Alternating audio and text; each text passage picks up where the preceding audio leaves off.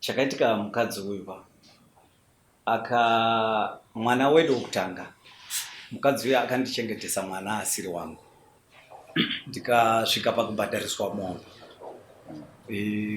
yedhemeji nokuti ndakatosungira nemombe nembudzi kwatezvara.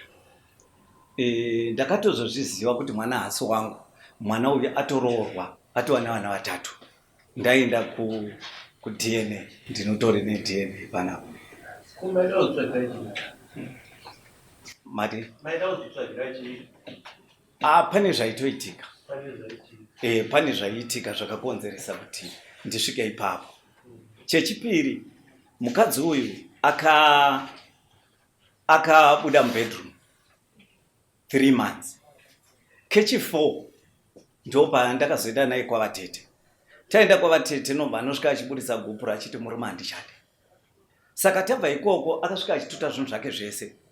Nobva abuda mumusha akanorodya kwaigara. Saka achirodya kwaigarawo nobva atora 2 years asiri pamba pangu. Saka gore rineri muna July ndopa ndakaona mukadzi uyu adi adzoka pamba. Yeti mukadzi uyu ndichigara naye pamba apa aindibatira mapanga achisumudza mapadza achida kunditema. Pamusoro pazvo mukadzi uyu anenge achiti ndoda kuzviuraya. Saka chikumbiro changu mambo ndechekuti mukadzi uyu kana achizviuraya hake ngaanozviuraya ari kumusha kwake kwete pamba pangu. Vabereki vacho vari kuno. Kuti vacho vakati vakaimba veGokwe Center ndokwaanogarira.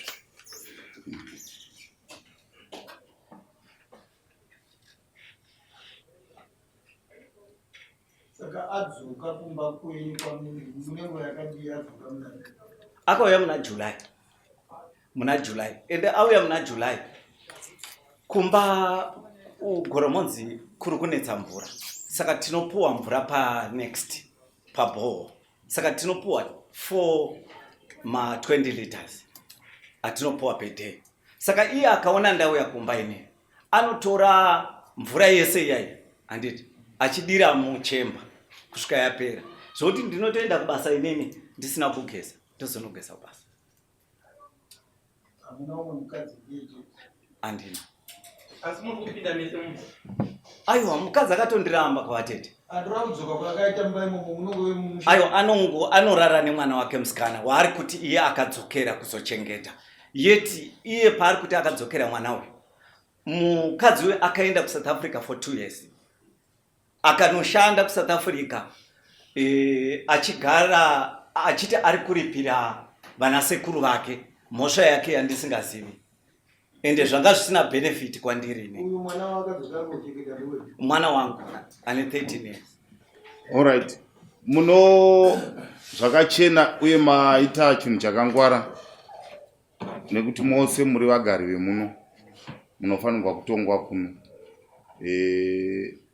Asi kwamagara uko muri kupambara. Munopiwa LC4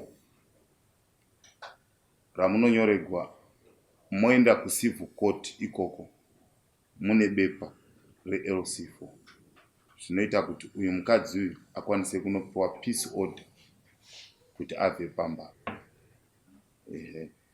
LC4 ndo mwari wenyu, ndo dari renyu, mamuramba zviri pamutemo kuna mambo wake. Saka LC4 mobva mapiwa.